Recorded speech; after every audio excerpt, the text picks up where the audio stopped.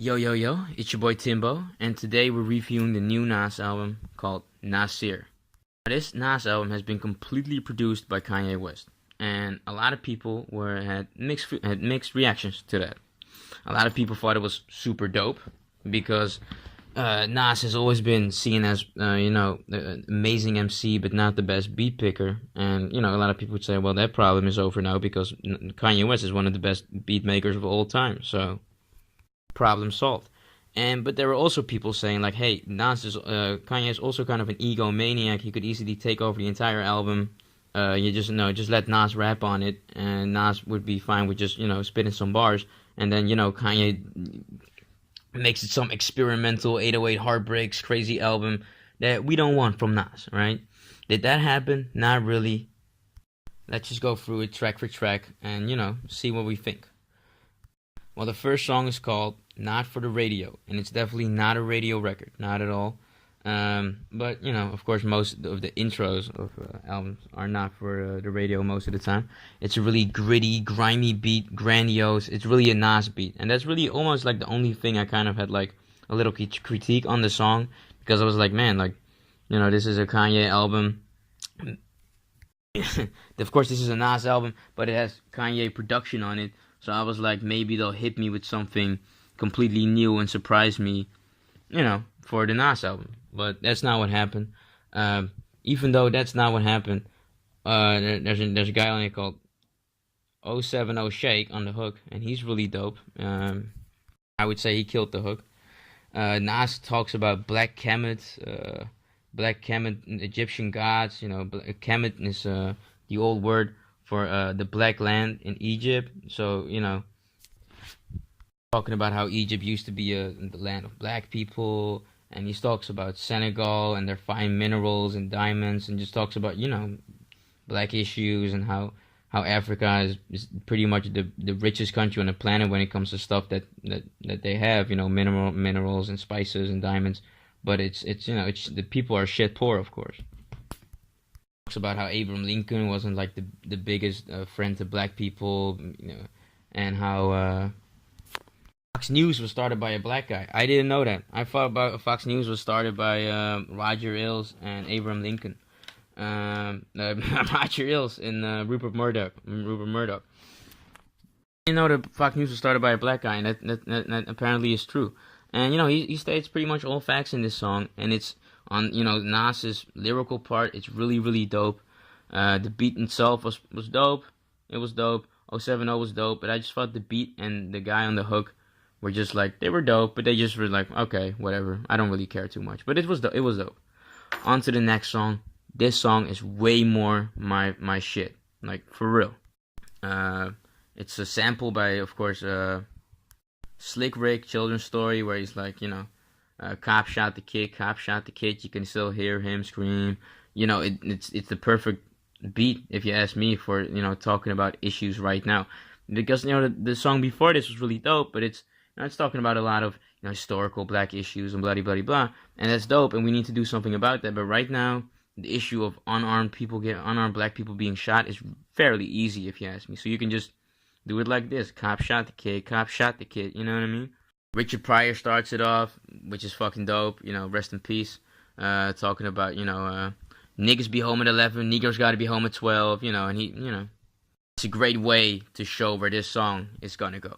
Of course, Nas is a huge Slick Rick fan. That he's always talked about that.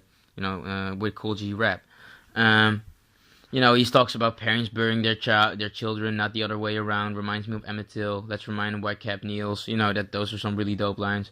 White kids are brought in alive. Black kids get hit with like 5. Which is sort of like an double entendre if you think about it.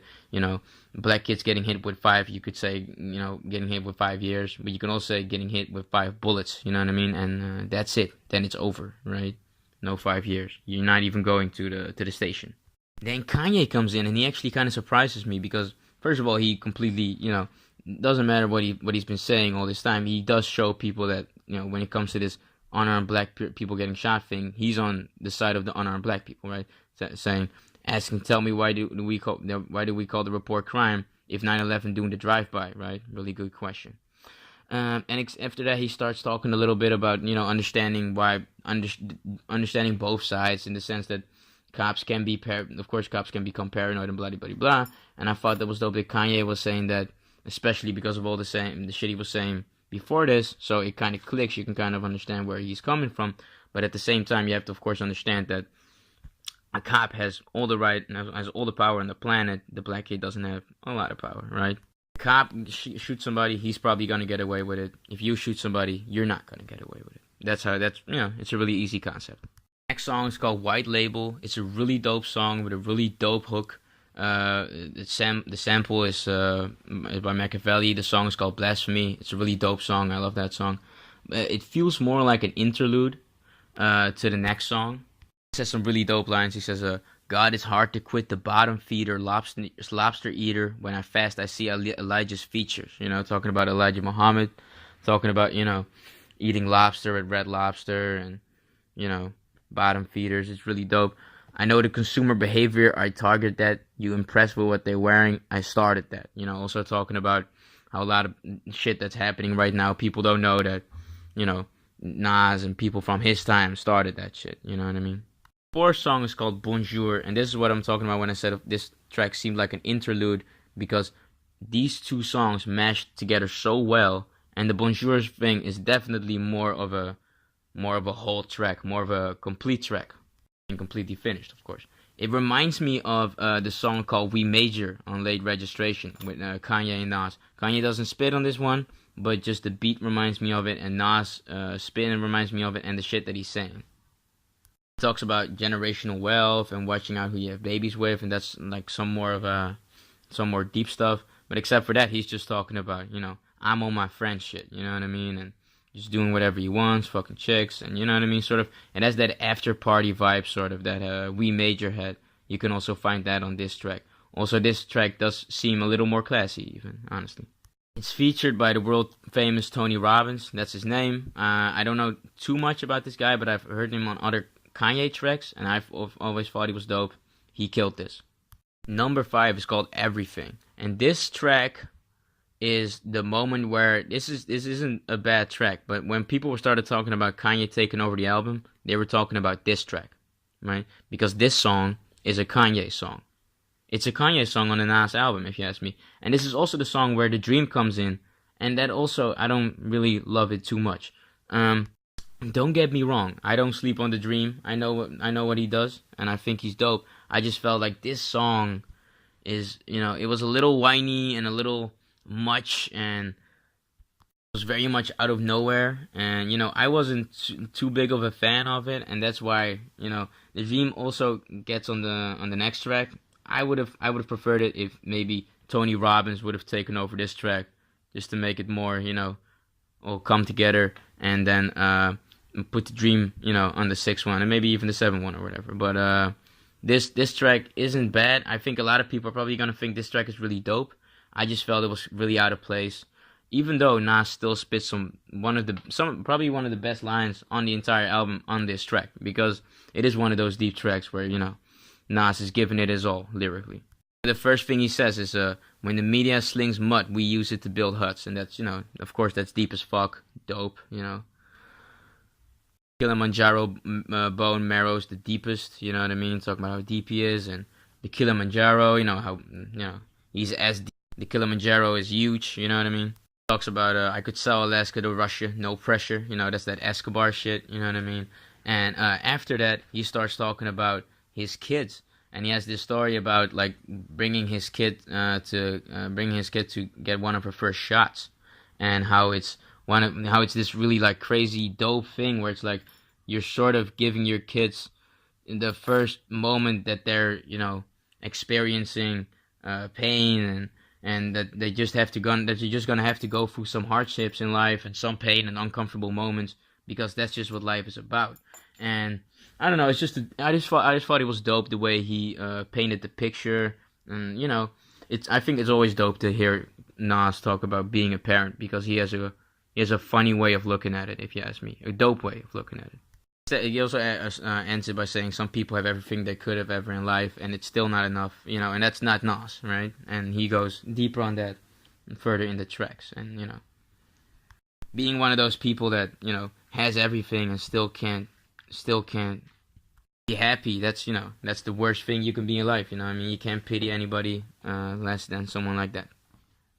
The sixth song is called Adam and Eve, and it's an amazing song with an amazing beat, with amazing The Dream vocals. And, this is the song where I wanted to dream on, because this isn't a normal The Dream song, but he comes on it so well, so effortlessly, and it just shows you that this guy, The Dream always knows how to come on a track, you know what I mean? And this song is just amazing. Nas doesn't talk about, as deep stuff as he was talking about in the beginning of the album, but it's still dope. He talks about, battling sexual addiction. I don't know if he's sexually addicted. I don't really give a fuck, you know what I mean? But yeah, I guess he wants to bang chicks, of course. Who could blame him? And he talks about how chicks want to bang him so they can take that off their bucket list, and how he sort of is a little offended by that, and that's kind of a funny thing. He talks about how his bad behavior a lot through the entire song, and he also talks about how the next generation doesn't fall far from the tree, which I think is kind of funny. It's kind of dope how you don't hear a lot of older artists saying that, and I think he definitely has a point with that.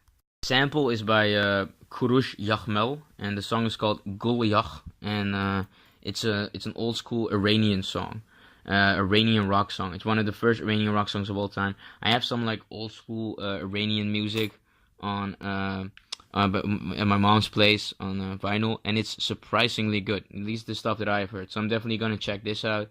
And if you guys, just like, just weird random music, just check out some Iranian rock, man, because it's good. It's fun. The last song of the entire album is called Simple Things. The beat is probably, if you ask me, the best beat of the entire album. It has some amazing beats, this album, but this beat, if you ask me, is the best. I couldn't find the sample yet. I'm still gonna look, but I couldn't find the sample of this song. This one kind of follows up on what he's been going on about for the last couple of songs, except for the Everything song. Fucking chicks and his ex-girlfriend and his children. He also talks about fucking chicks that we don't know, and that he didn't just like hang around with like chicks we knew, and that we could possibly date one of his exes or whatever. And that's that's kind of funny. The most important thing about this song, in one of the first bars, he says, "I'm looking in longevity's eyes. I play with infinity's mind. Forever's my guy." And this is Nas sort of like talking shit about saying like, "Hey man, I'm a legend." You know what I mean? Like, and that's dope. You know what I mean? Like he can now make albums and look back and be like, "Man, this has been my career. I've done my thing. I show people what I can do. And, here I am." You know what I mean? And I think it has a lot to do with him saying like, "Hey man, I enjoy the small things in life." When he says, the entire song is called Simple Things, and I think it's him looking back on his life, thinking like, Jesus Christ, look what I've done, for all these years, and, still being able to enjoy the simple things in life, and it says, "Everybody's saying my humility is infectious. I just want my children to have the same peace I'm blessed with," right? And I think that's the most true thing he probably said on this entire album, right? Where it's like, the most important thing is to be cool with who you are and have peace with who you are and be, and just feel blessed about being who you are. You know what I mean? And being, being able to be okay with where you are, even if you might want to be somewhere else or whatever. And he's saying like, I just want my kids to have that same virtue I have, right? Where you can be cool with who you are and the things around you and blah blah blah blah. And I thought it was a dope thing to end the album. I thought it was maybe the best song, if you ask me, except for Cop Shot the Kid. Those two songs, 2 and 7, to me are the best songs. Amazing outro to end the album. But now that we have went for the entire album, we have to review it, and it only has 7 songs, so it's a little hard, right? It's a little hard to immediately give it a 10, because if it only has 7 songs, it has to be perfect, right? It has only one bad song can make the whole thing look a lot worse, because it's only 20 minutes. So that's a good 4 minutes from the 20 minutes. That's almost half of the album. You know what I mean? So I thought pretty much every song on this album was damn near perfect, except for 1 and 5. And 1 because it was really dope. The first track and it was really a Nas tune, and I thought everybody did their thing, but I just felt like it wasn't perfect. I thought that the hook wasn't perfect. I thought it could have been more better, and I just felt this song just lacked something. It just wasn't special. It just didn't give me anything. It just sort of was like, okay, this is dope. This is grandiose. I kind of know this. It's okay. Maybe I expected too much from the intro, right? A lot of times intros are like these crazy openings. And I guess I just expected something, or I wanted something more original, but that's just me, right? Five song called Everything. That's a song where I'm like, that's a definite flaw, if you ask me. That song should have been replaced by another song, if you ask me. That song should have been on the Ye album, if you ask me. I mean, it's not a bad song. It's actually a pretty good song, and Nas, one of Nas's best lines are on these songs. One of his best lines. But the song in itself is just a Kanye song, man, and I don't really like it too much. It's whiny, it's long, it's too long. The hook is too whiny and too long. No, I would have even more preferred just hearing this beat and just hear Nas rapping over it or whatever. But honestly, I just didn't really like this song. 5 is the only one song for me that's a definite flaw. The rest of the album is damn near perfect, if you ask me, except for 1, because I just felt like it could have been more. 1 could have been more. That's pretty much what I've been saying. So yeah, that's it. 5 songs, damn near perfect, if you ask me. 1 and 5 could have been better. I'm giving it a 7+. So not an 8 yet. I know that a lot of people would want to give a Nas album immediately an 8 or a 9. Me kind of too, but I was thinking about giving it an 8- or a 7+. I'm giving it a 7+. Maybe I'll change my mind later on in life, and I'll let you guys know. But for now, it's a 7+. What do you guys think? Do you guys think this? Think it should be more than a 7+? Do you think it should be less? Were you really impressed by it, or were you really underwhelmed by it? Let me know. And be honest about it. Am I full of shit? Let me know. Of course, like, comment, subscribe. This is a new channel, obviously. I'm trying to grow. I'm trying to grow this, trying to make this better. But I need your guys' help by supporting me by liking, commenting, and subscribing. So yeah, let me know what you guys think, and I'll see you guys in the next video. I'll try to make one every day. Peace.